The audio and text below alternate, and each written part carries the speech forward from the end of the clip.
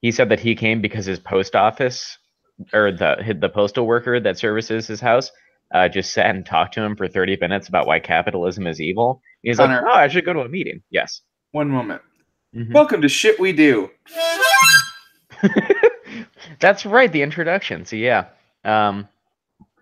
Yeah, first DSA was fun. It was just like it was kind of just like an intro workshop. Like I was aware of most of the stuff that they covered, but it was good to get perspectives from people who weren't like scumbag DSA podcasters. Was there an awkward like social gap between the 75-year-old and the 11-year-old? Because I have this image of like the older DSA folks being like fresh out of the Che Guevara jungle gangs, and young people just like glued to iPads.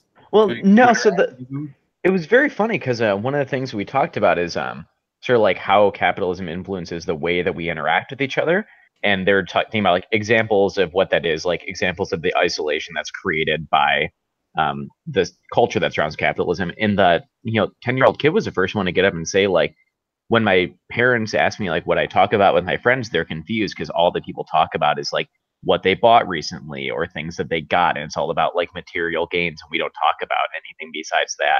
And I'm like, that is so depressing that that's like a natural thing for you. Like, didn't sound like scripted or something they talked about before. He just stood up and just is sort of going off the cuff. And then the old guy was definitely there for like social security expansion and Medicare for all and stuff like that. Because he's like, I have everything wrong with me, and it's gotten to the point where I have to pay to work at my job because like they just, yeah. I'm like, Jesus Christ.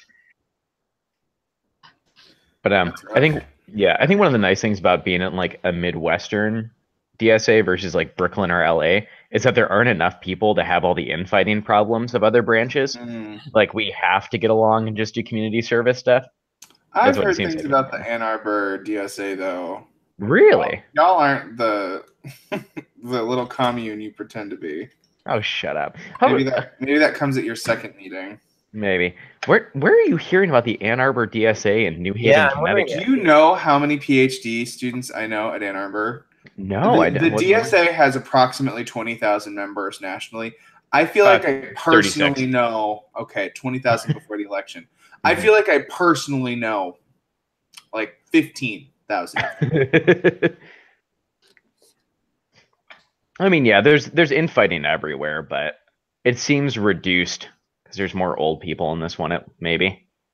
Yeah. Brother, my brother. Shut the fuck up. Chris, if you're bringing that in from another episode, it must be Duck, Duck, my gray duck. Ooh. Yeah, Kyle started singing it, so I got it stuck in my head again. Oh, well, we can do the full rendition if you want. No. Duck, duck. Oh, Kyle, to your point, I will say that Ann Arbor being a mostly white town definitely suffers on the intersectionality front.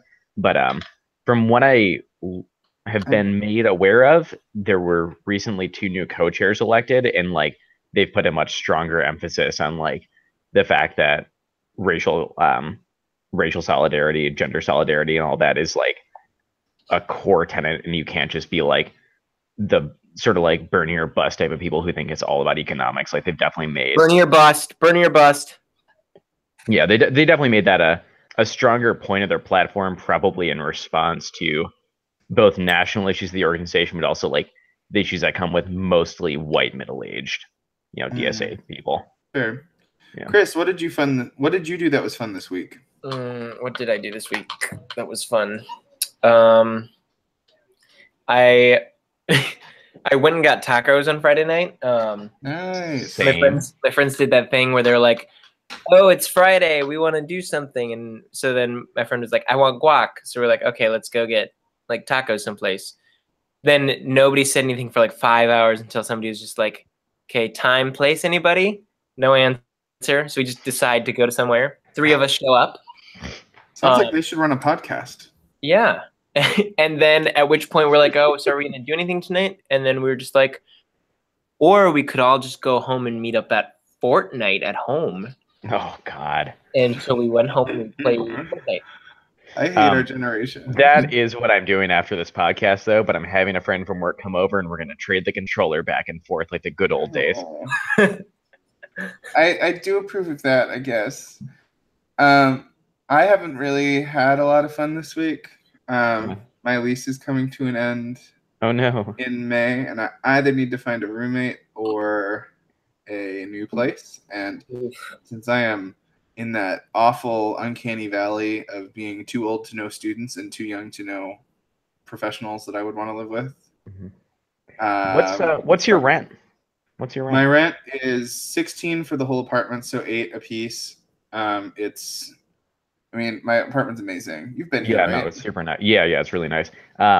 I am out in May as well, and I'm trying to figure out if I want to come to New Haven.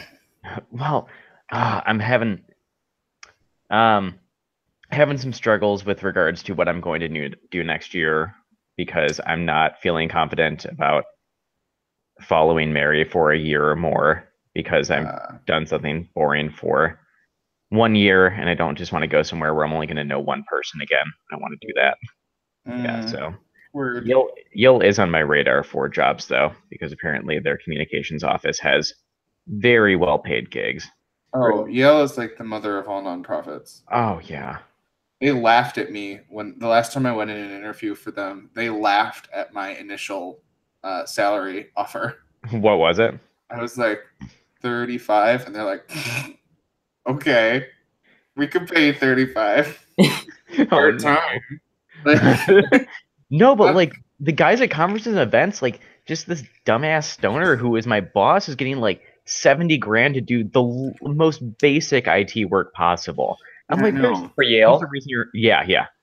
IT seems like the move for a short amount of time. Like we're in the window where like boomers and the immediate successors of the boomers do not have fluency with computers at all. Mm-hmm.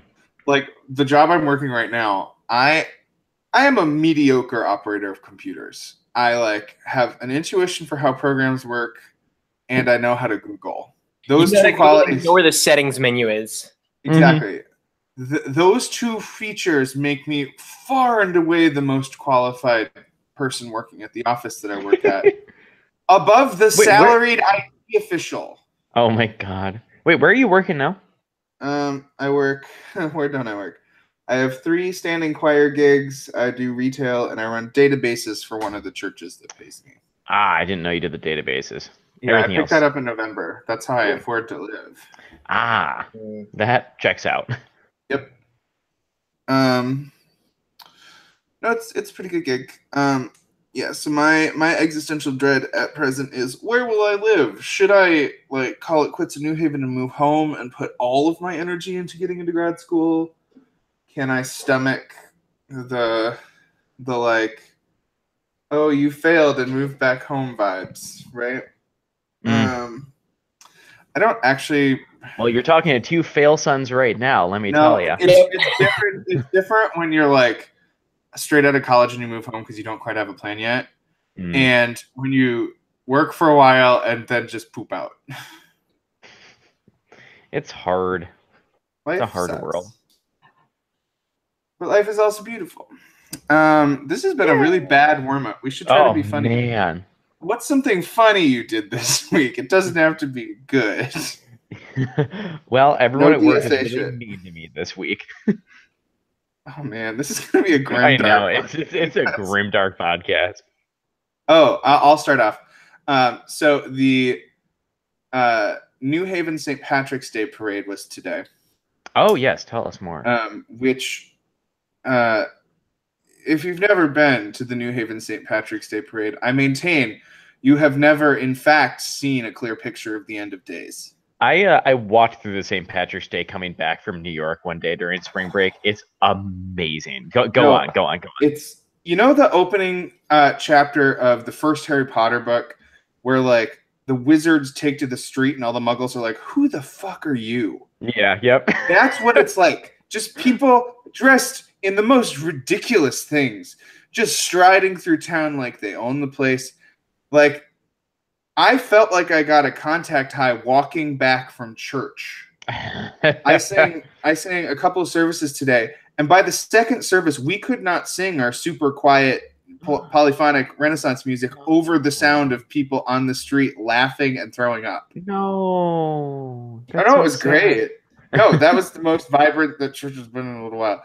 This cannot ever see the light of day. Yeah, no, Chris, most of the things that I said, this is purely warm up. So that was kind of fun. Last week, the preacher at my church, we have guest preachers in Lent because nice reasons. He was doing a lecture on like the environmental imperative of the Gospels, because Episcopals are liberal Catholics. Yes, we are. And it was a pretty good sermon, pretty like academic-y and kind of like, well, you really should be a steward of the world because God gave the world to us to rule. Ooh, and then I like Father Jordan Peterson. Is that the voice you're doing? A little bit. And then about halfway through, he really finds his stride, and it suddenly turns into this like fire and brimstone, like Jonathan Edwards, we are suspended above the pit of hell. The phrase, the carbon pharaohs, the pharaohs of carbon, would have us believe X and X, and I'm like, oh wow, this got purple.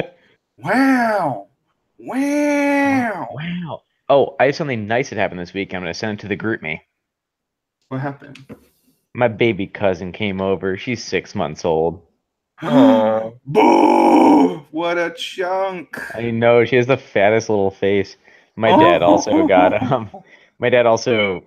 very into having a baby around. So there's a picture of him. Hint, hint, Connor. Get to stupping. Yeah, she's a nugget. Oh my god, she's so cute. Mm-hmm. Just want to picture cheeks. Oh, that is such a good Bob picture. I know. Friend of the show, Bob. Bob Shakoos in prime form. Yeah. I have this bad habit. Full of shit. Oh yeah, it's a little lumpy. I have a bad habit of asking babies their position on the Syrian conflict, and that's how I upset a lot of parents when I hold their babies. They'll ask in like the cooey voice and be like, "Who's so cute? What do you think about Al-Assad? What's your position on the United States' involvement with Syria?" Do you think chemical weapons are an effective deterrent? And whether or not the baby cries tells me if it's going to be cool when it grows up. If the baby just starts smoking spontaneously, you've got yourself a fellow DSA member. Cool babies. Chris, how's your Fortnite going? Have you won anything yet? No, I've gotten second a couple times. I'm hoping that I can learn from this guy who's coming over, because I'm absolute ass at this game. I placed 7th twice, and that's it. The last game that I discovered I was good at was Civilization 2. That checks out. For those what were you going to say, Chris? Civilization 6 is the current installation, and it just went on sale. Oh, I was thinking about getting Civilization Civ 5 or 4. 4 is the legit one. 5 is the more fun modding community, in my opinion. I have 5, and that's the one I play most often, but 5 vanilla is kind of shit.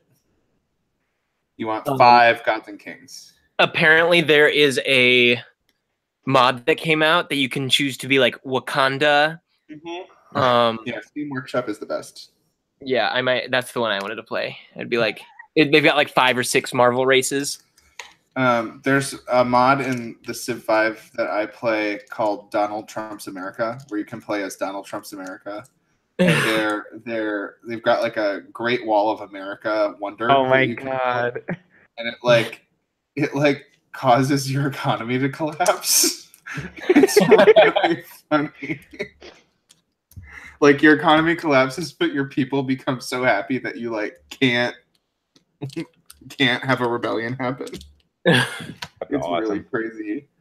All right, do you guys want to get ready? Yeah. All right. So you're gray ducking this, right, Connor? Yeah, so I figure we'll start with just like a brief, since we're starting a new thing, just like let people know that we're doing documentary. And if we want to do like a brief, like what our favorite one might be or something like that, or like our relationship with it, That could be just Okay. like an easy way to start off. And then I'll move it. That could just be like 3 minutes or 3 to 5 minutes. And Sure. then I will introduce the movie and we'll get chatting, and about 45 minutes, we'll be in tears. Oh, also, quick thing. So recently, friend of the pod, Richard Spyro, Who? old SOB. He was 3 years older than me, 4 years older than me. Okay. Just finished editing a documentary he's been working on for 7 years. Wow. Oh yeah, he finally his- finished it. Yeah, his duck documentary. I don't know if he wants to share it with us, but that could be cool. That would be awesome. Oh, that could be yeah, really that'd be cool. super cool.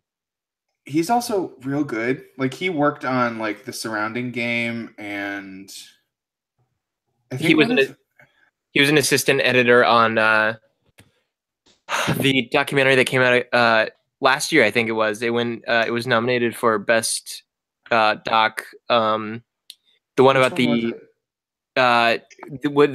guy who was able to talk through watching Disney movies. Oh my god. Oh my god. Yeah, Life Animated. Life Animated. Yeah, he Life worked on Animated. that. Shit, that's an No, he's great. amazing movie. Yeah, no, Richard's a legit editor. I'm Wow. really interested to see his piece. I don't know if he'd want us to feature it on the podcast since it hasn't been released. Sure. But I But the think it 10 would be people who fun. listen, good advertising. Yeah. And if it gets like buzz, we could piggyback off it. Like, this would entirely benefit us and not him. But he would have a recording of 3 douchebags talking about it forever. Not wrong. Not wrong. All right. Shall we get started? So yeah, we should send out a really creeper feeler email to Richard, like from the DuckDuck email address, but without any mention of the fact that he knows us. We heard that you finished a documentary, and we'd love to feature it on our podcast. All 5 of But our subscribers. We're sponsored by Loot Crate, you know. Luke, great, bringing you. Oh, it's gonna make it really dark. I'm not going to. Do it. No, it's really bad. You can edit it out. One of us. One of us. No, Do it, Chris. it's really bad. It's really sad. It has to. It's no. Was it an Amy Winehouse joke? Yeah. Oh, yeah, don't do it. That's another thing we should maybe address is like, what's our tone gonna be for this episode?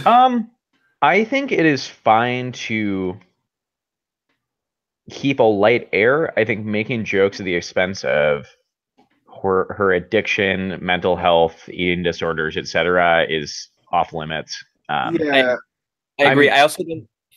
Sorry, I also don't Go think ahead. though that will be. I think most of the comedy will be at how shitty so many people in her life were. Mhm.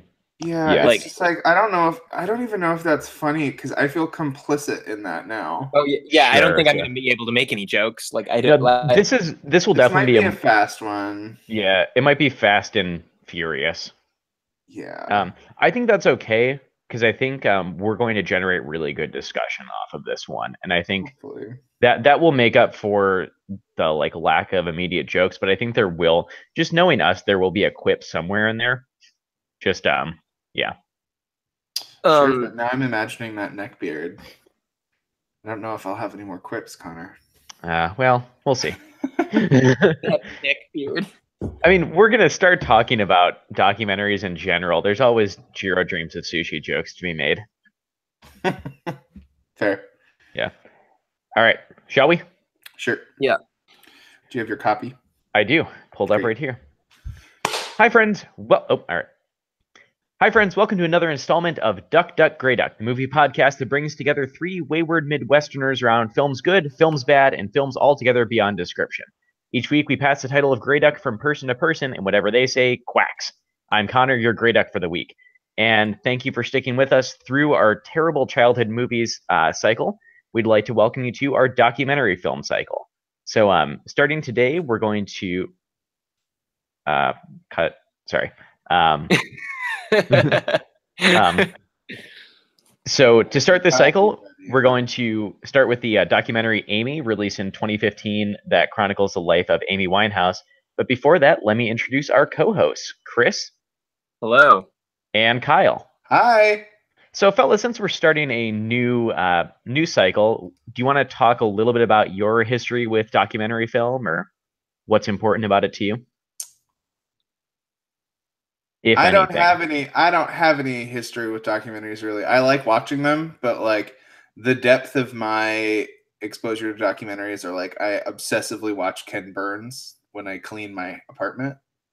Uh, I see documentaries when my friends recommended them, but like I don't really seek them out.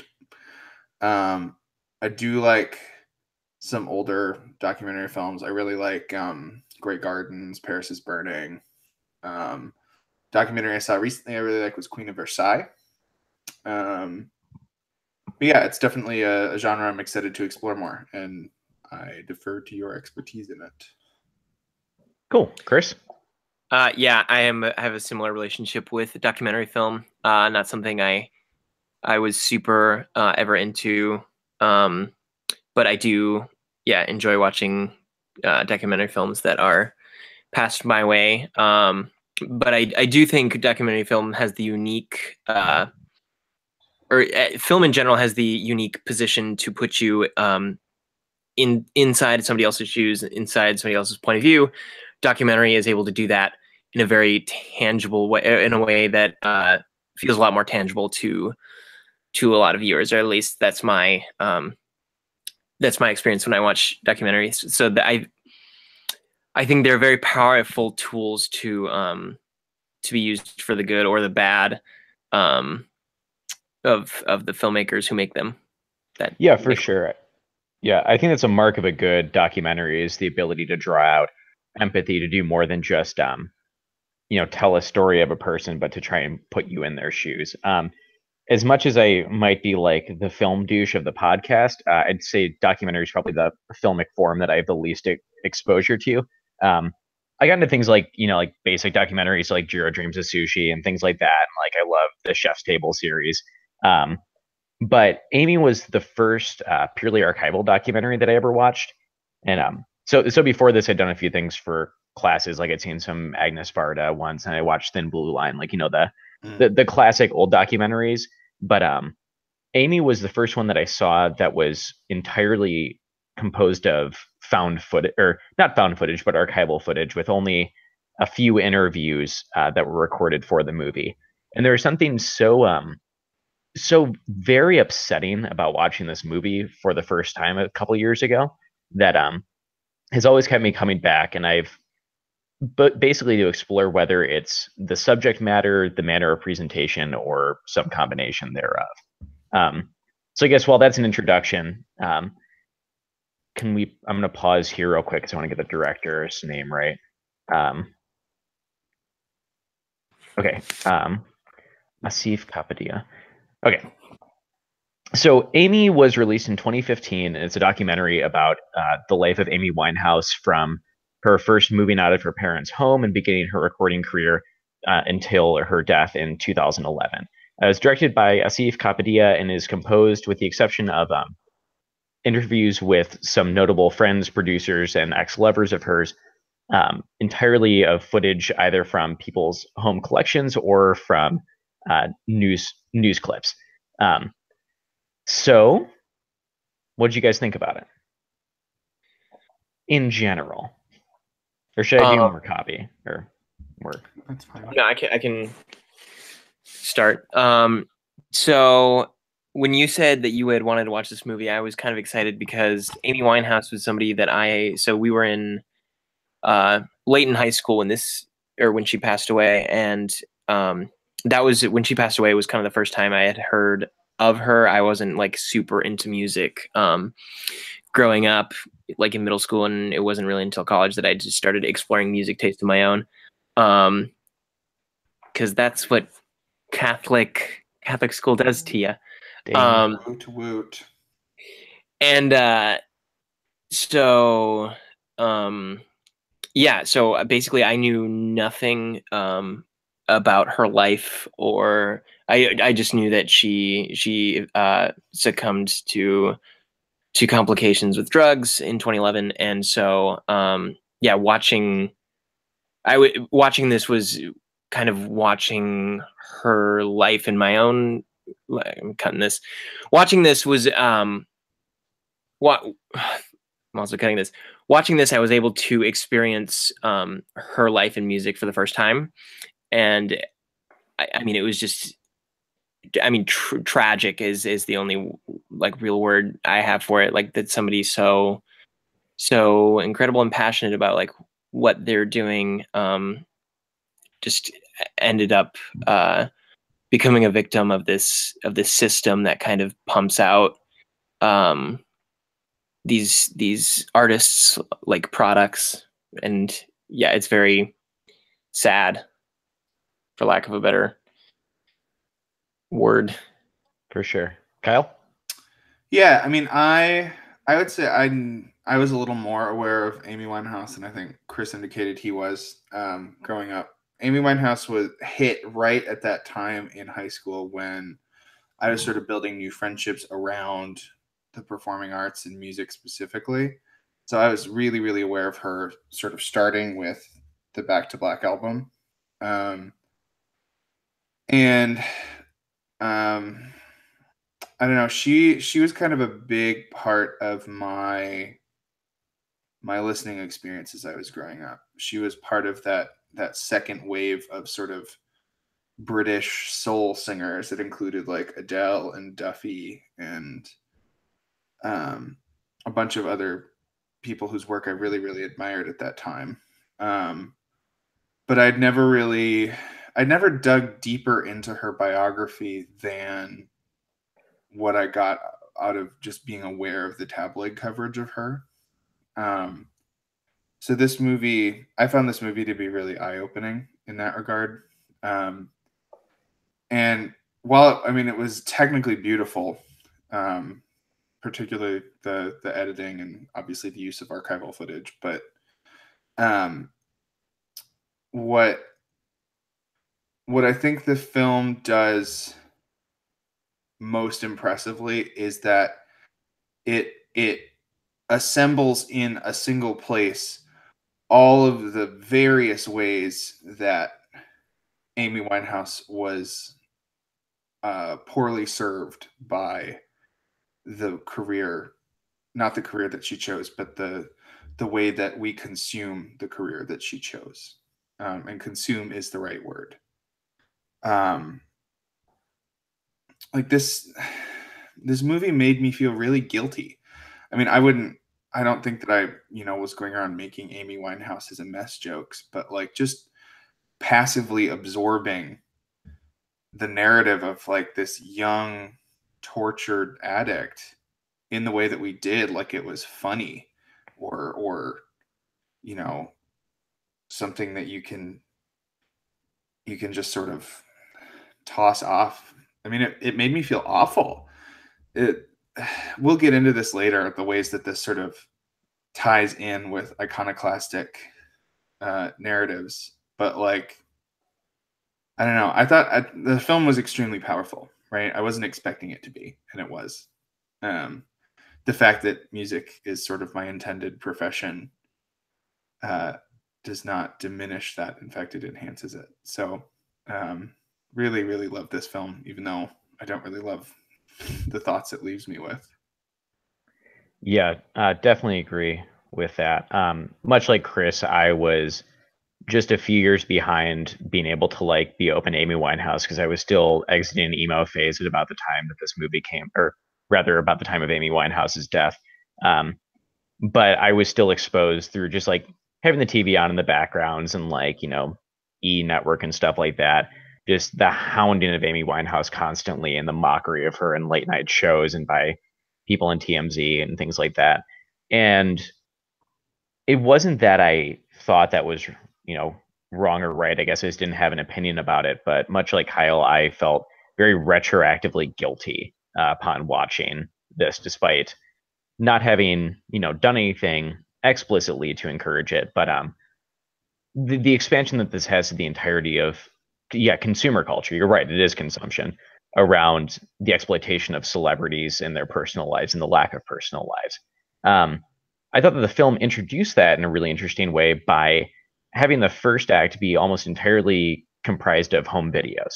So with the exception of the first childhood clip that appears like 20 minutes in or so, it's told in mostly chronological order. And obviously, when Amy Winehouse, moved out when she was 16 or whatever, she wasn't being, constantly hounded by paparazzi. And what was exposed, or the things we have to look into her life from then, are videos that her friends took of just like them, like sitting around smoking and singing and partying and stuff like that, and just like having a good time. And there is something that I think the introduction of the film like that does to, in a weird way, make you sympathize or maybe empathize a bit with the people who got tasked with hounding her and constantly trying to get her picture, because she is a very engaging personality, and it's very hard, when you're watching her, especially back when she was like having like the teenage rebellion phase. Like, she just seems so cool and someone that you would like to be in a room with. I think in particular the tape from her Island Records audition where she do you remember what song it was that she sang? No. Yeah, I guess we can cut that bit. So the Island Records tape was just fascinating because it's obviously shot on just like a personal handheld camera, and she just absolutely murders this audition. It's an incredible song, and she seems so carefree and happy and natural, and someone that you would absolutely, if you were a record producer, would want in her team. And it's that moment that I think is the last pure bit where someone's just capturing a picture of Amy to just have something to look back on and like be happy about it. There's no documentation of her fame or success, or I would argue that at that time it was more just to capture how great it was that she had an audition with Island Records. Like, that's so cool. But well, I almost wonder if that was internally produced, like it was a recording for people to consider when they were thinking about offering her contract. Like, I saw that as the first moment when she was being commodified. Okay. Yeah, so actually no, that's a great, I retract I mean, my read on it. You could both be right. The film doesn't make it explicit. Sure, but I think the point still stands that, like, whether it was commodified or not, it's a good transition point because she still seems like both indifferent at worst to the presence of the camera, but like so fun to watch, and you're excited for her at that point. And as the film progresses, you gradually get less or fewer and fewer of these home videos and more clips from award shows, more clips from paparazzi, whether it's cameras in them or stills from the pictures that are taken.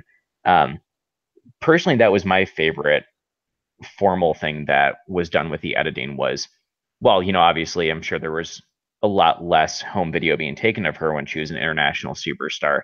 The way that her voice, as told through home movies and her own perspective on things and what she wants to do, as her influence over her career was being faded out by her father and by her producers and other people and her absolutely awful husband, she gradually had less and less time of the personal Amy Winehouse that was shown.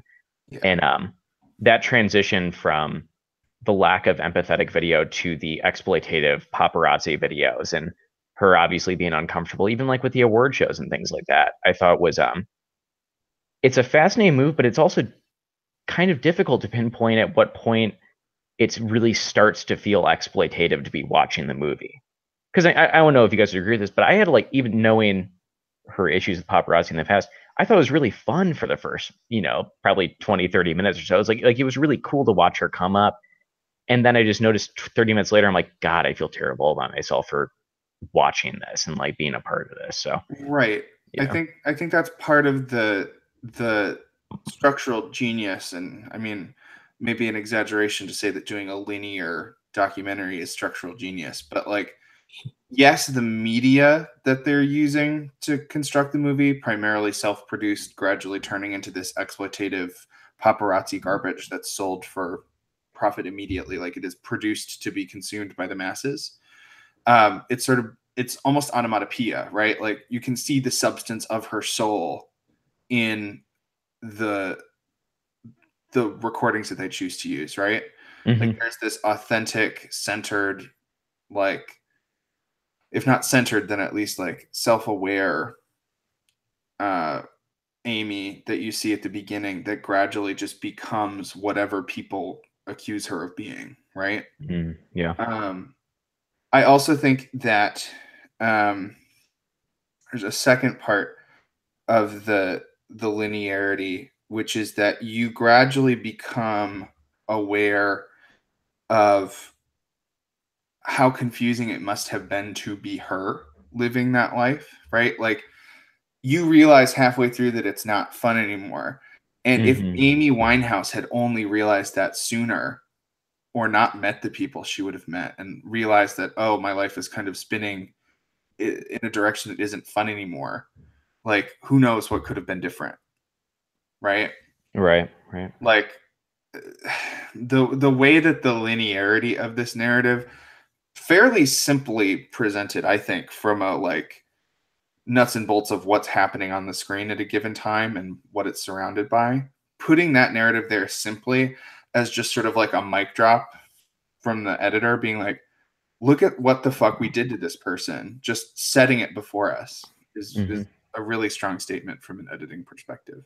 Absolutely. And really damning for us. Yeah. Chris, you want to jump in? I mean, you guys covered it. Okay. In terms of the editing. Yeah. I think one of the interesting things about archival documentaries is it's very hard to pin down a perspective, and that's something that we're always given, or that's easier to come by in most other forms of film, even with Jiro Dreams of Sushi, things like that. Them speaking to the people behind the camera lets you know that like we're a visitor in their world and they're going to introduce us, and while they have the reins, we recognize that there's a little crew in that shop with them. But without any distinct person behind the camera, I thought it was I don't know, it was an interesting experience to watch something where there is no defined perspective. And obviously, like the general perspective of the film is sympathetic to Amy Winehouse and pretty damning to every single other person, with the exception of, I think, two of her childhood friends in the movie. But yeah, I don't know. Did that affect your viewing? Not really having an idea who made it or who produced it, just feeling like you were watching, a reel. Yeah, so I didn't feel like I was watching a reel. I felt like I felt that the Amy Winehouse that we saw on the screen and the person who was recording the archival footage sort of averages out to like the person that she was interacting with. I don't know if that makes any sense, but like when she's looking at the camera at the beginning, she is looking at somebody that she knows, and we know her in turn. So she is reacting to the camera as though she is talking to a friend, and gradually, as her own relationship to the fame, to the constant presence of that camera becomes more estranged, you begin to feel the distance and the spite and the poison that relationship entails. And I think it's most clearly seen in the Saint Lucia bit. Oh, absolutely. She would sooner throw the camera in the ocean than be in front of it for another minute. And that's also the first time in a good 20-minute gap where she's allowed to say anything, or where rather the editor permits her to say anything. And what she says is, "Why'd you bring them here?" Or, because her dad scolds her for being mean to someone. She's like, "I didn't want that. I don't want them to be here, and I don't know why." And she points directly at the camera that her dad brought with them to St. Lucia and says, I don't want them there. Well, and the way I thought the interesting thing about that too was you could see how the relationship dehumanizes not only Amy Winehouse from the perspective of the people that are there to get her picture, but also the people for Amy, right? It becomes a mutually dehumanizing experience where they only see her as, a famous person they can get a photo with, even if they legitimately love the music she produces. And she only sees them as these sort of soulless vultures, right? And her father is the most eminently punchable person in the movie by a long mile.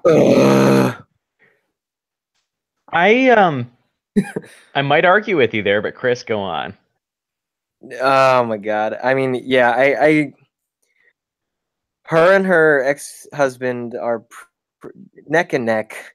I'll give her. I give her ex-husband a little bit of leeway because he is himself sick, right? Mm. And if the film tells us anything, it's that like the narrative that we construct around addiction and mental health is fucked up.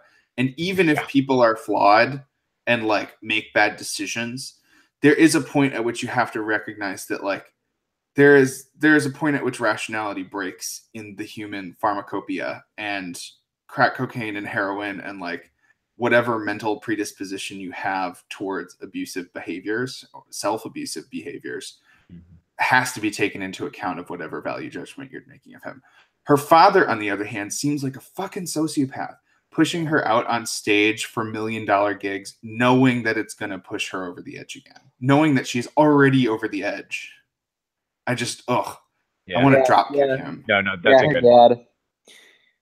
Yeah, when they cut from when she's in St. Lucia, and then we cut to him and he's packing his bag to go.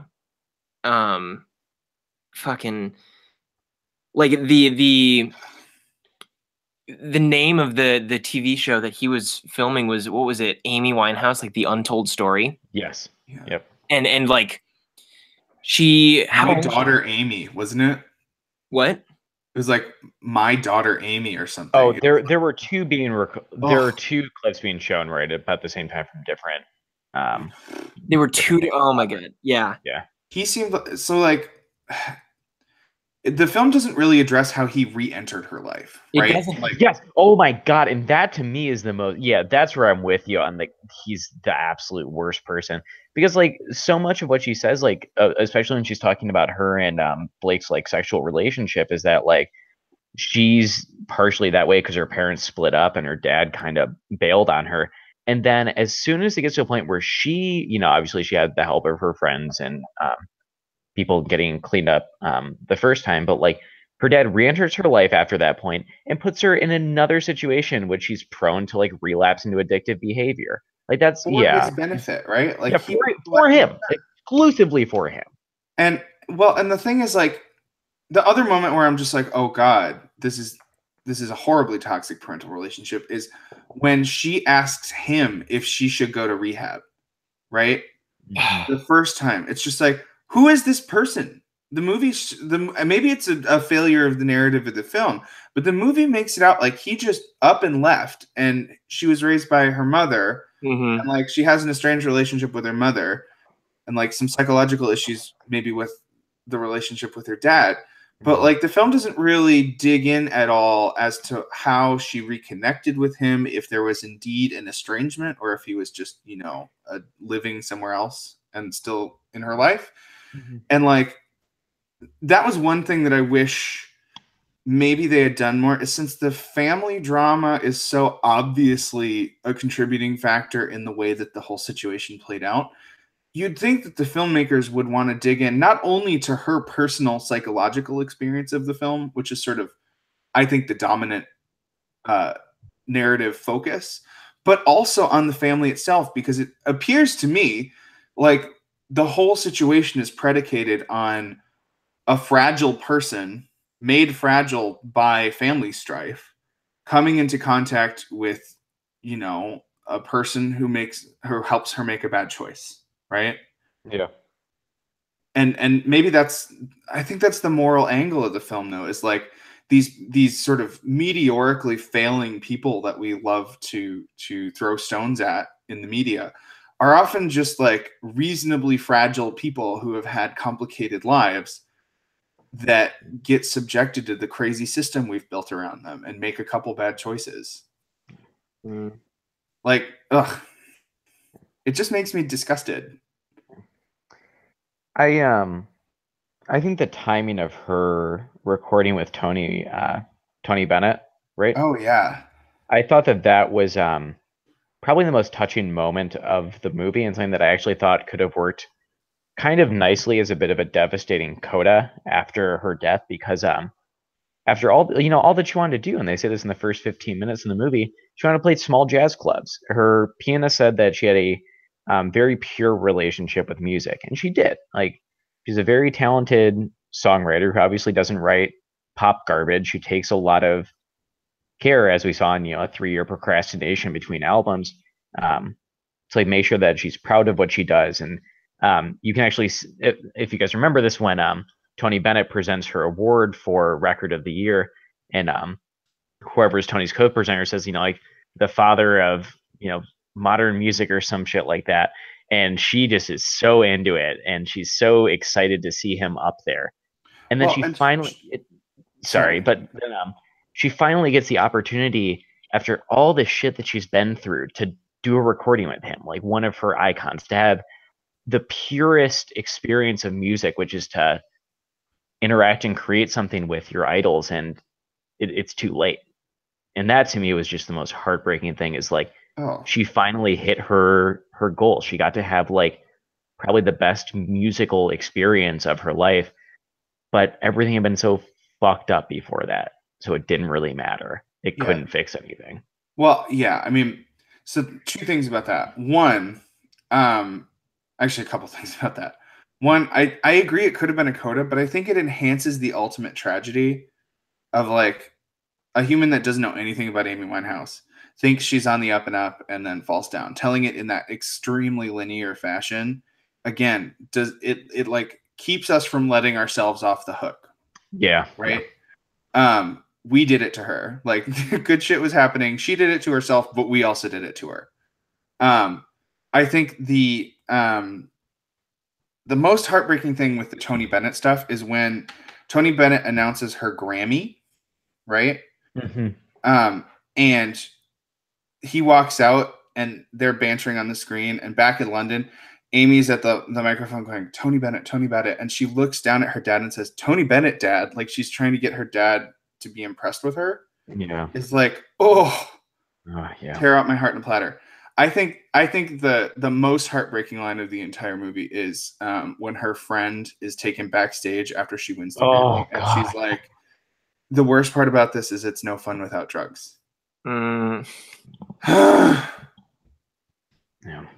Like you're just broken. Yeah. She's broken. You're broken. Everybody's broken.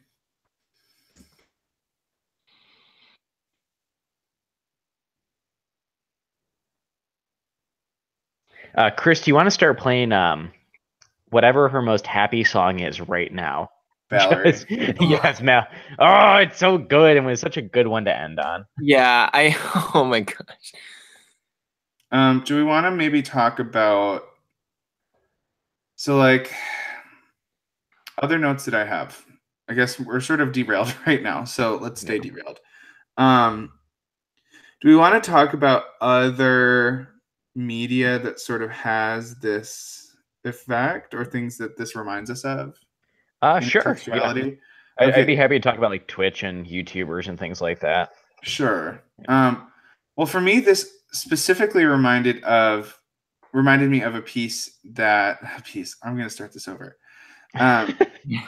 This documentary reminded me a bit of an episode of South Park called Britney's New Look, which was in turn an adaptation of the story of The Lottery by Shirley Jackson. And in that story, Britney Spears is there's no easy way to do this, so trigger warnings, all that. Britney Spears shoots the top of her head off but doesn't die, and they keep wheeling her out on stage, and she's obviously wounded and unwell, and like the show is very graphic about it, but people just keep pushing her around and taking pictures, and all they can say is, wow, Britney's new look is awful, right? Like, it becomes this like pornographic exploration of the way that we sort of pick these people, determine their narratives, and just watch them burn, right? And the story it's based on, The Lottery, is sort of, we pick lambs and then lead them to the slaughter, but we don't, we torture them. Yeah. And that's a form of entertainment. And it's very hard to live in. Sorry, I'm going to start this over as well. I'd say one of the things is watching like a number of YouTube stars rightfully be dethroned for things like PewDiePie making anti-Semitic comments or XQC like doing pretty aggressive things to other like racist and homophobic things to other players and things like that. But the desire for these people to continue to create and continue to be in public is obviously in stark contrast to Amy Winehouse, who just wanted to get away from it all. But sort of shows how in 5 years, like even our attitudes towards people in media who are suffering has not gotten any better. It's gotten worse. Like the fact that there's pressure on people like, and again, Amy Winehouse is a victim of circumstance. People like, granted, there is some personal, I'm not going to get into like the politics of addiction and stuff like that. I think that in Amy Winehouse's case, it's a lot more the people around her who perpetuated the issues that she had going on. And so for people like, PewDiePie, Logan Paul, they're terrible people. They're awful. And I think that they are more victims of themselves to a large degree because they decide to set themselves up on being like shocking and offensive or whatever. But there is something equally, I think, depressing about watching them feel that they have to keep creating and keep being public as they're falling out of obscurity and falling into desperation and things like that. Mm-hmm. And the fact that we still consume this, the fact that Logan Paul is still in like the Twitter, like what's trending on Twitter or whatever, and like PewDiePie's the most subscribed person on YouTube. Yeah, and it's confusing to try and figure out if people just enjoy watching the suffering that comes after these things. They do. I don't think that's a question. I think they resolutely do. Sorry, I guess why? Why the fuck when we've already seen, can you believe that, by the way? Like why we have I see Go ahead. No. I see a connection there between the pratfall effect, right? Where in psychology there's this thing called pratfalls where if you know a person who is totally competent at their job, you like them as a person, like they do everything perfect. If you see them fail, psychologically, you like them more, right? It doesn't matter what the failure is, if it's minor, if it's large, you like them as a person more, even if the failure is problematic to you, right? And I think there is some connection there where it is not. We don't like perfect objects, and we've built a celebrity culture that demands perfection 99.9999% of the time, right? In turn, by forcing these people to be super perfectionist, you enhance the severity of whatever their inevitable failure will be, right? Yeah. So it's it's kind of hard baked into us, right? All of the major protagonists of literature are people who either fail or who are not themselves innately magnificent, right? You need to climb through adversity. Adversity is an essential function of the way that we construct narratives. And we need, in order for these people to be, they're not people to us, they're characters, right? In order for us to see them as characters, we need to construct a plot. In order for there to be a plot, there needs to be some form of adversity, right? Yeah. Oof. It's grim, but yeah, like this is what the film has left me with, right? I think my best note on this was, is this even entertaining? And that's all that I had on it. Well, and so if we get down into the nuts and bolts of the film, it was genius of them to use relatively unknown or at least difficult to find recordings of live versions of her song with the lyrics. So the lyrics reinforce whatever event or struggle that the film is showing that she's going through. But the music is so darn good that it helps alleviate the sheer pain of it. And again, gets us back into that sort of onomatopoeia of us seeing the life as she experienced it. She turns this horrible crap into music, and that's all that's getting us to the next step, right? Yeah. Again, that unrelenting linear narrative. And kind of, I don't know, going back to a point that you touched on before, like the politics of addiction, like at a certain point, it's impossible to deny that what she did to herself was bad. It was not good, right? Yeah, yeah, But what we did to her was inhuman, right? no. Like art and film by extension is at its best when it allows us to step out of ourselves into new experiences. Amy is fundamentally an exercise in empathy, and it sort of it exercises this toxic narrative that Winehouse was subjected to, and that we as a culture imbibed ourselves, right? With little regard for her well-being or our own. It is toxic to look at people the way that we looked at her. Yeah, and in return, the same is true. Mm-hmm. The way that that there are freezes or still images of her face and the sea of like this crowd of paparazzi. Like you said, inhumane is the right word for it, because when she's walking through and just flashing lights, all going, it's kind of hard to make out what's going on. It's it's just lights and lights, and you see some figures moving around, and just when it lets you sit with that for a good like 15-20 seconds, and then just freezes on her face, just looking so exhausted and sick of this and angry, and just trying to keep it together until she can get into the car and get away from everyone. Just like, it really humanizes what we can't see on screen, with the exception of a couple small parts, which is like when she, does turn to drugs to try and like quell both the problems that she's had for a long time, but the problems that we perpetuate. It really, by humanizing her in those particular scenes of absolutely inhumane action, it makes it easier to understand the human causes of the things that are probably better left not seen on film for the most part. And the thing that I love about the way that all of the archival stuff focused so closely on her and her face is you kind of realize that you've never looked at her before, right? Like, I was realizing I had never really processed the expressions on her face, right? The simplest thing that we are hard-coded to evaluate when we see a human face. Instead, like, you notice the beehive hair, you notice the eyeliner, you notice when it looks like she hasn't slept for 4 days. You don't notice the like panic of like this person who is more like she becomes, at the end, she's more a volcano than a person, right? Like, you just see the pressure building and building and building.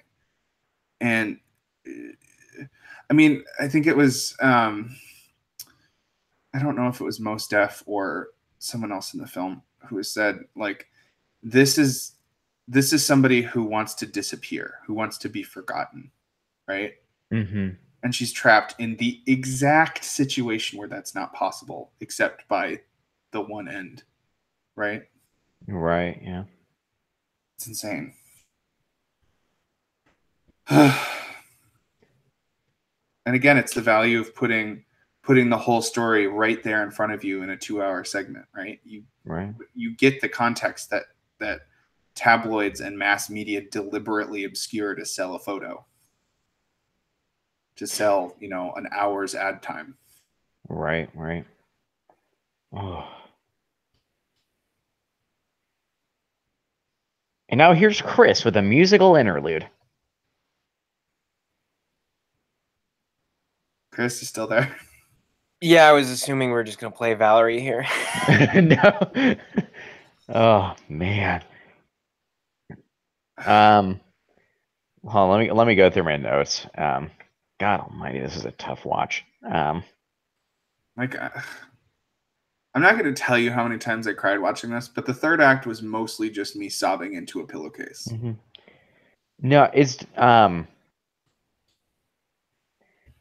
really hard to walk away from this movie feeling anything but just kind of dull. No, I mean, like, at the end of it, just like it took a while, for definitely a couple days, to like process how angry this movie made me. Well, I watched it 4 hours ago, so here we are. I mean, yeah. So when I watched it I think it's my third or fourth time watching it. So I'm going to be grumpy all week. It's going to take a couple days, but yes, like the first time I watched this, I watched it with my parents, and I just like, I knew that what I had just watched was very, very good and definitely one of my favorite documentaries. But it was incredibly challenging to try and put it into words, because you're watching someone who's introduced to you as just like a rambunctious, incredibly talented, fun, charismatic person be led to the slaughter. It's just too, because she's, no one going into this is surprised that Amy Winehouse dies at the end. Mhm. And so the whole premise of the movie is just so freaking hard to stomach, because like you're just reading everything as like, was that the thing that tipped it? Was that the thing that tipped it? Is this the moment? And that almost makes those first 20, 30 minutes where it's mostly positive home videos of her almost harder to watch, because it's never ever going to get better than this. Right. And the meta of it is grim too, right? Because this documentary is yet another thing profiting on Winehouse's like explosion. Mm-hmm. It's grim. It reminds me of what's that episode of Black Mirror? Is it the episode White Bear? No. Although White Bear is not a bad comparison either. It's the one where they're all rating each other. No, not that one either. It's the one with Daniel Kaluuya where they've got like a point system. Yeah. 15 million. What's it called? Merits.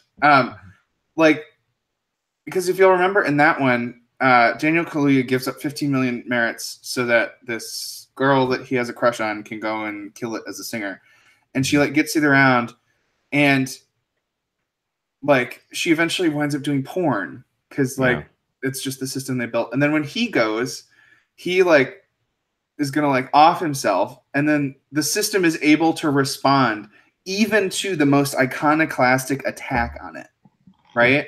It is truly one of the most perverse things, and it's the effectiveness of that satire is pointing it out, just as the effectiveness of Amy is pointing the finger back at, again, this consumeristic celebrity culture.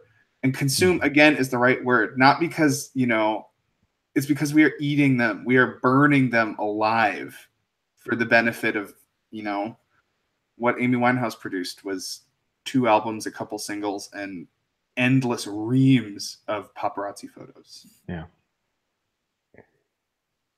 I think one thing to like speak to the benefit, I think you're right in that, this is a film benefiting off of Amy Winehouse's downfall.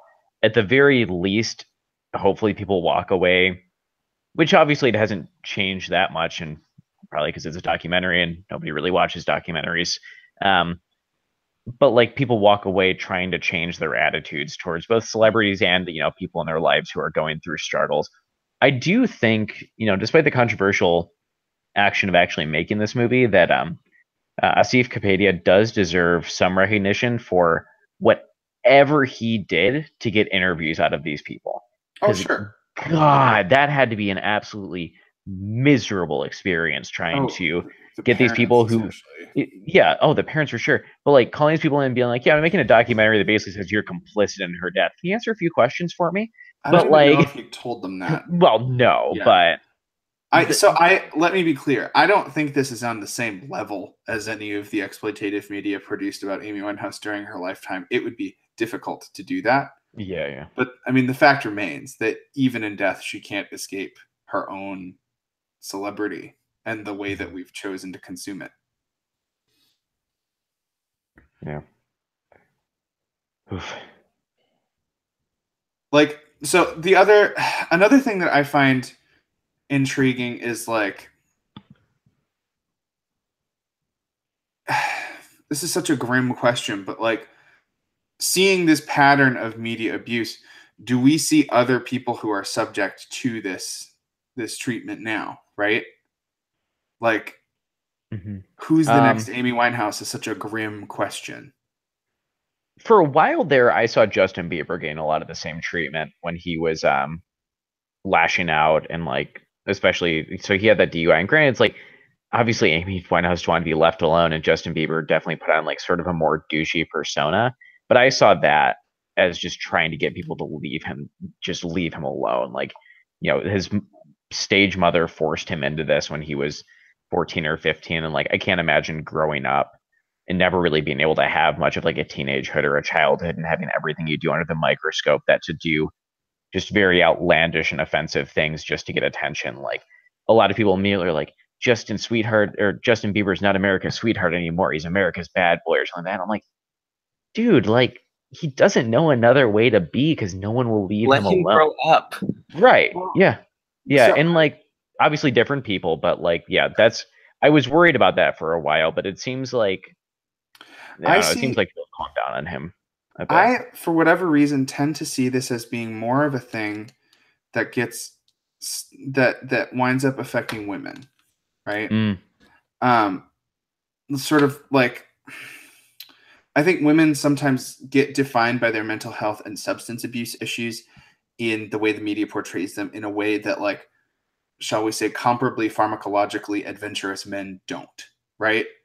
Yes. Richards lived off drugs for 20 years, and he's just sort of the dude that did drugs, right? Mhm. He's still you can like invite him to do things. He's not a pariah, right? Yeah. Yeah. Like Britney Spears in the early 2000s, when she was having her, like 2006, when she was having her mental health struggles, like Yeah. she was not socially acceptable. She was a pariah. Whitney Houston, right? Never Mhm. really escaped, like, oh, Whitney Houston does crack, right? Yeah. Yeah. And you see, yeah, it's a good, milk points for that, like Steve-O, where people, sort of like his personality was wrapped up in his drug addiction, but it was the end result of the products, which is like the Jackass movies and things like that people Right. loved about him. And granted, like there's been a turnaround, I think. Granted, his sobriety brought a new way of interpreting him. But yeah, while he had that going, when Britney, yeah, like you're saying, when Britney Spears having her breakdown, she was Britney Spears, the crazy pariah or whatever. She And had to when go on ice for years. yeah, but then like Steve-O's just doing like 300 whippets at a time. Everyone's like, he ran into a bull. That was fucking sweet. And it's Well, it's about what he created, not who he was. and I wonder if that's not because, like, addiction, mental illness, what have you, whatever you're going to label these sort of self-destructive behaviors, they're ugly, they're transgressive, they're not socially acceptable. And society places a higher premium on women being beautiful and conventional and socially acceptable. Oh yeah. In both physical and behavioral contexts. And I just wonder if it's like Amy Winehouse's story is fundamentally a sexist story, because, like, look at all the other dumpster fires in her life. We've forgotten about them. Mm-hmm.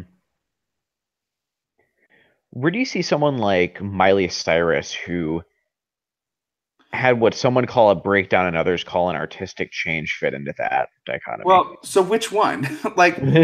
So the thing about celebrity culture is we are primed to accept falls and resurrections, right? Yeah. Celebrities, when they fail, are expected to rise like a phoenix and change. Madonna did it like 1,000 times, right? Lady Gaga is in her third career. Like, and they're not always predicated by failure, but they are predicated by change. Mhm. I think, like, remind me of the original question. I'm afraid I'm on a tangent already. Oh, it's okay. I was asking how you see someone like Miley Cyrus, who had like, not granted, it wasn't like a struggle with addiction, but like she definitely became like, a party girl, punk girl, and rapped about like, not rapped, excuse me. Actually, can you cut that? Because that does come off a little offensive. Who changed her image to be a lot more about like hippie shit and drugs and like weed and stuff like that. But sort of, and then granted, I think your analysis is correct. I just want to see where you see someone like that who faced minor backlash Right. and then pretty quickly was able to just enter a new phase of her career out of it. Whereas, like you said, Britney Spears had to go on ice for years over it. Well, yeah. So again, I think we have this archetype, right? The bad girl, the bad boy, whatever. Bad girl, for whatever reason, seems to be a little more dangerous. I think, like, ultimately what Miley Cyrus was doing was,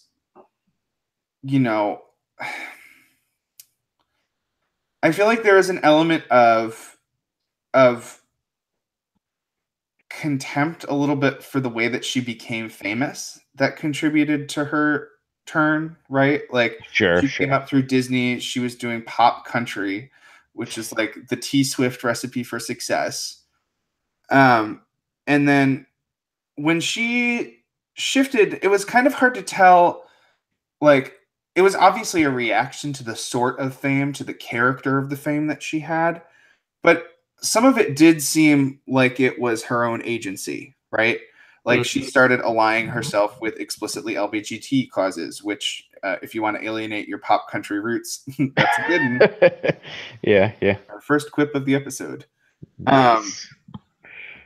And like It only took 50 minutes. Smoking salvia in a club is a pretty obvious way of signaling that you are no longer child friendly. Like, I don't want to be quite as cynical as to say that it was all PR, but like she has demonstrated a rather adroit mastery of her public image, and her diversion into like stoner rock. I mean, she's left it already, right? She's gone back to being, a human with shoulder length hair, which was not the case for 3 years. Her last album was sort of poppy country return to roots, right? Yeah. I don't know. Like, it is the question of like much of the bad behavior that we see in celebrities who are in these sort of downward trajectories, these, whether they're cyclical or, as in Amy Winehouse's case, like more or less linear to the bottom. Some of it is, I'm sure, self-aware, right? You are enabled by this system to behave badly, and it makes you interesting to behave badly, right? Amy Winehouse's interviews, I thought those were really interesting, especially like her early mid-career interviews where she was like visibly disdainful of the whole enterprise of talk shows. Mm-hmm. Obviously, God, she was so cool. Yeah, right, exactly. But that's like certainly that's an element of her personality that probably didn't need to be coaxed out that aggressively. Yeah, yeah. In a positive response to that, you engage with that, right? It is a cycle, right? It is the frustrating thing about this narrative is like it's more like a top, right? Somebody spins it a little bit and you just keep spinning it faster and faster and faster, right? Yeah. I think it's interesting also to look at subcultures of music that start sort of at the bottom. So you see in a lot of like SoundCloud rap nowadays. So like, especially with Lil Peep dying, like all that. I know this sounds silly to like bring it up like this, but like roll with me for a minute. So like, like all of Lil Peep's music was like, I'm really, really depressed. I have a lot of issues. I take a lot of drugs to hide from them. And everyone's like, oh, that's pretty cool. Like, yeah, like let's keep listening to this. Or like, there's a rapper named Lil Xan. Like and it's just like, I don't know. It's not like sorry. It's like a glorification of the problems that people are facing that's masquerading as like sympathy for these problems. But like, if there's actually sympathy, there'd be like an encouragement of these people to like, get the help that they need rather than like, say like, oh, that song where you like rap about coming, close to death is my favorite one. Can you relive that every single night for 200 nights a year? Like, we'll give you a lot of money to do it. Well, and you wonder if there's a possibility, especially after Lil Peep died, like for that sort of genre to come up. Because like, as much as like us coastal, Midwestern coastal elites might like scoff at SoundCloud rap, it has a huge listener base. Sure. It has a big freaking influence. Why should a post-radio world be judged by what's on the radio? Totally. Right. Yeah. Like, yeah. I mean, there was a saying, I heard it from Allison Janney first, but I'm sure it's older than that. And it is the wound is the gift, right? And there's a certain type, and a fairly large slice of the total artistic population, I think, that do use art as a means of processing their pain without realizing that, especially performing arts and live performing arts, that you will then be forced to relive that pain over and over and over and over and over and over and over again, right? Like, it's crazy. Like even musicians that produce music that isn't that painful, that becomes super successful, it then becomes painful in turn, right? Like Bobby McFerrin refuses to perform what's the song he's known for? Don't worry, be happy, right? He won't perform that live anymore because it's just like, ugh, I'm over it, right?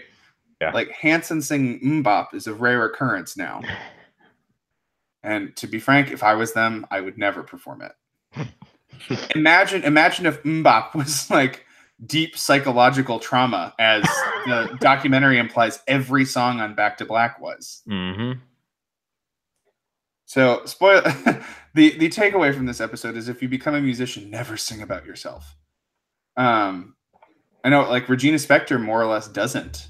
All of her songs are like stories that she comes up with. Sarah Bareilles does a similar thing, where like you create love songs about, you know, the ideal person rather than the one you're actually dating. Yeah. Just becomes like the wound is the gift, but like after a while you're picking at scabs, right? Like it's not a good look. More importantly, it hurts. That was one of the parts of the movie that were just so like that might have been the saddest part when she checked into rehab with her and he made her sing like Rehab, but with he was like, no, sing the new version, and then she was just like, I kind of like it here. I mean, that was absolutely like the director's intention with that, the way he kind of like had the edit fade off, but I mean, it's just heart-wrenching. You realize like halfway through that she knows that she is a dancing monkey being told to dance, right? Mm-hmm. And the people around her rely on her to do it. Yeah. Oh, that's the worst. Like people who aren't famous have this notion that the more famous you are, like the more individual glamour and power you have. But like all of these famous people are companies, right? They employ, you know, dozens of people in some cases. So like the pressure to perform just amplifies the more successful you've been. And the consequences of failure, right? Like for the people in her life, like her father, who were profiting directly off of her, like her celebrity being enhanced by how fucked up she was probably an asset, right? When she had that concert in Belgrade where she like comes out of sort of seclusion to sing a couple $1 million a night gigs. People bought tickets to watch the car crash. Mm-hmm. That is disgusting. The intermittent laughing and booing is one of the most horrible sounds I've ever heard. People in Croatia screaming the word sing in English to her. Just like, ugh.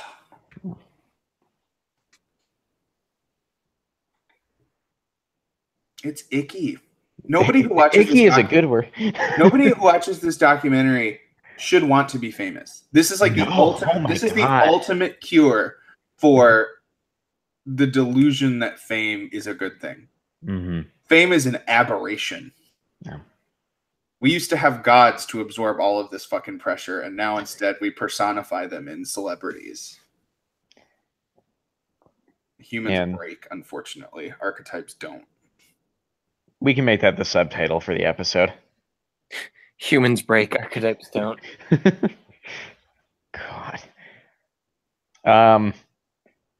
My notes are honestly kind of dry at this point. I'm glad that we did our first on the media episode of Duck Deck now.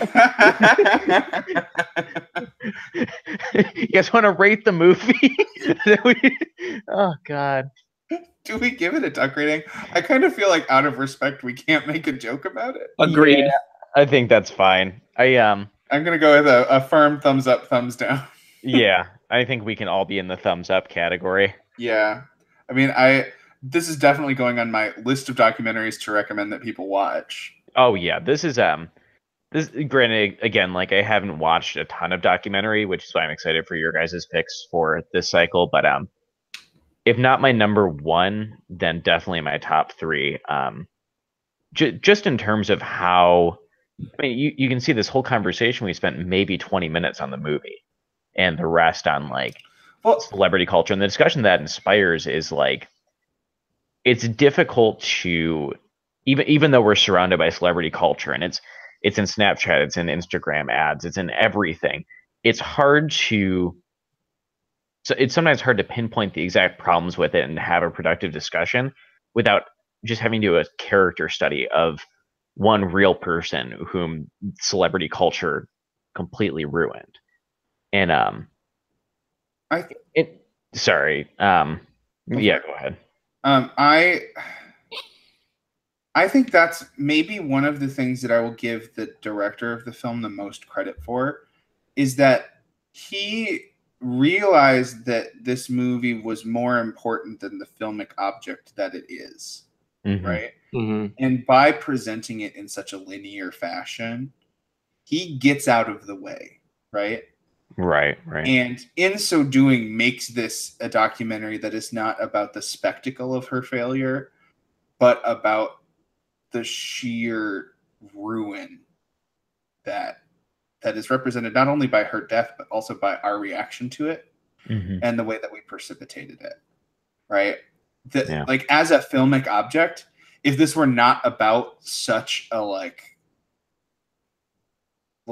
vicious concatenation of events, I don't know that it would be that impressive a documentary, right? It's like Ken Burns' The Civil War, right? It's like pictures and archival footage of a thing, but because it is so socially important, like, it becomes more impressive because you realize that somebody saw to do this. This is very much a piece of art where the vision of the creator is much more important than the individual mechanical and technical pieces that comprise the finished work. Yeah, absolutely agree. And I think the way that you said the director gets out of the way by presenting it in a linear fashion is very important, because this movie shouldn't be celebrated.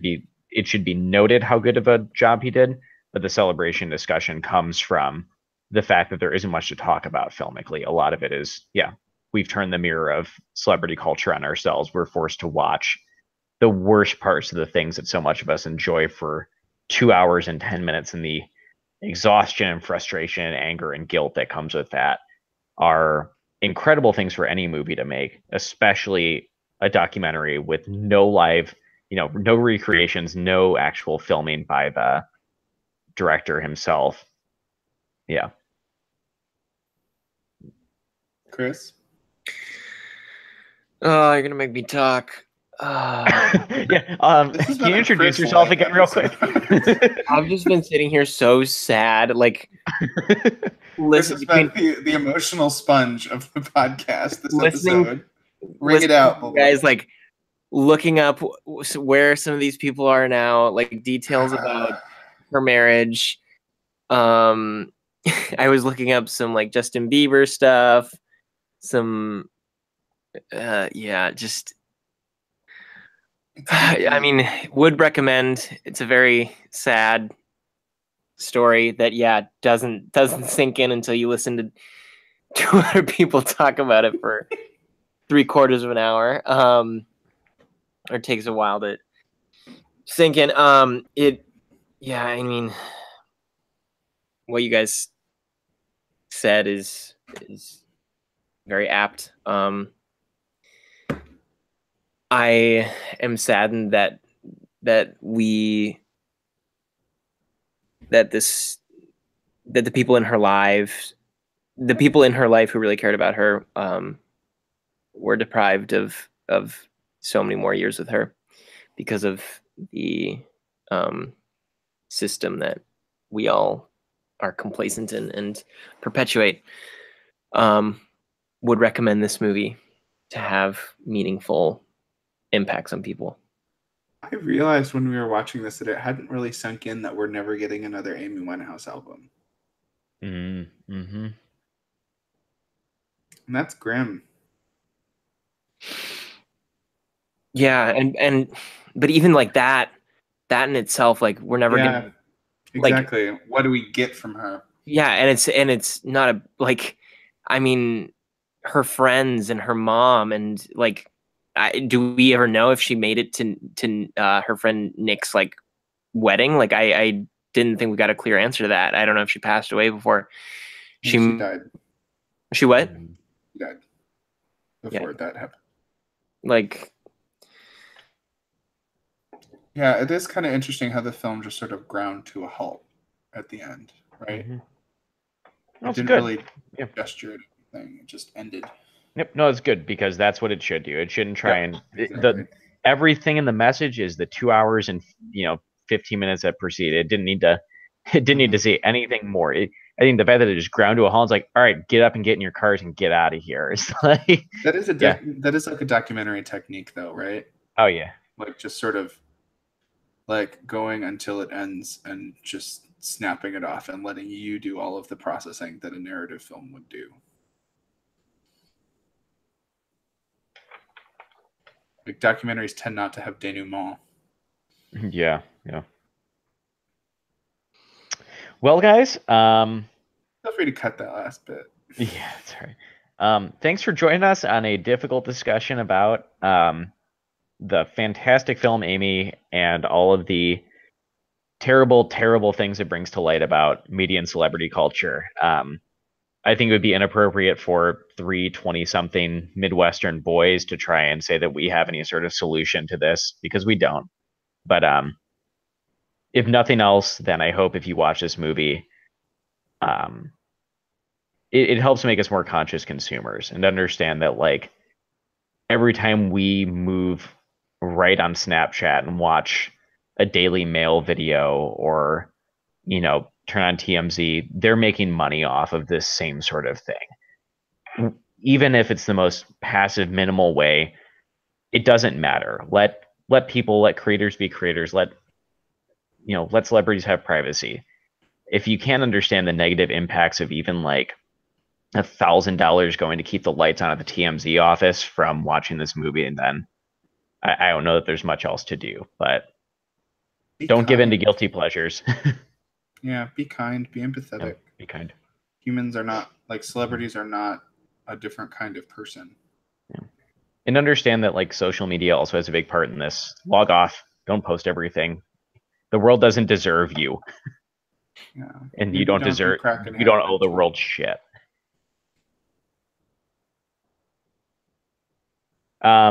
Next week we're reviewing a documentary on positive thinking, and that's just 60 minutes of good things that happen in the world.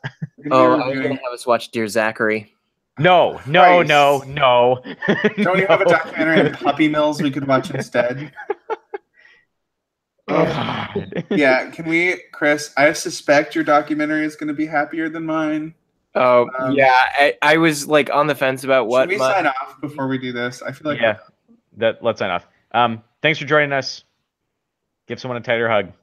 This has been Duck, Duck, Grey Duck. Have a good night. Duck. Grey Duck. Ooh, I don't think it's good to end with a happy little. We sounded very grim. Yeah, let's try that again. We don't have to sound not grim, but at least committed to it. All right, hold on. Thanks for joining us, and we'll see you next week. This is Duck. Grey Duck. Cute. End. All right. Yeah. God almighty, that was a doozy. Holy shit. We only do escapist fiction for a while after this. So next is Nicolas Cage. That's our next block, so I think it'll be good. I am going to make us watch Adaptation, though, so I don't know about fun, but hey. I'm debating between Wicker Man and Ghost Rider or Ghost Rider would be Magician's Apprentice is a pretty abysmal Nicolas Cage movie. I think we're gonna do Knowing. Not Escape to Witch Mountain? Escape to Witch Mountain is only okay bad. Really? Okay. I'm gonna contend that his performance in Magician's Apprentice is a career low. Okay. Oh, Kyle, how about the reboot of Left Behind? How about the reboot of Wicker Man? One of the scariest movies ever, turned into one of the least scary movies ever. Bees! Covered in bees! Ooh, or Face Off, in which he and John Travolta trade places like 4 times. Oh my god. Can we just do a palate cleanser cycle of Nicolas Cage movies between every Grimdark documentary? Or just every other episode Nicolas Cage. Nicolas Cage? Every other episode is so we have this, then Nicolas Cage, then back to documentary, Nicolas Cage. Because that's just going to prolong the pain of the documentary. That's a good idea for a different podcast. reverse shot Cage. Oh my Ooh, god, that's good. that's really funny. Wow, Wicker Man did not make back budgets. That's rough. Yeah. He got into a lot of, we'll talk about this for the Nicolas Cage cycle, but like the reason he does all those movies is not because he has bad taste, although he may have bad taste. It's because he made a bunch of shitty property buys, and then his ex-wife took him for all he was worth. So he was like paying off a bunch of desert that he purchased for no good reason after his ex-wife took all his shit. Which is why he's not doing that many movies anymore. Oof. Also, we have to work in pachinko commercials when we do that. He did. Ooh, that's a good idea. The most insane ads for pachinko. Like, But now, after watching Amy, I feel bad about. No, man, good point. Oh no, maybe we shouldn't do the Nicolas Cage cycle. Can we do this podcast anymore?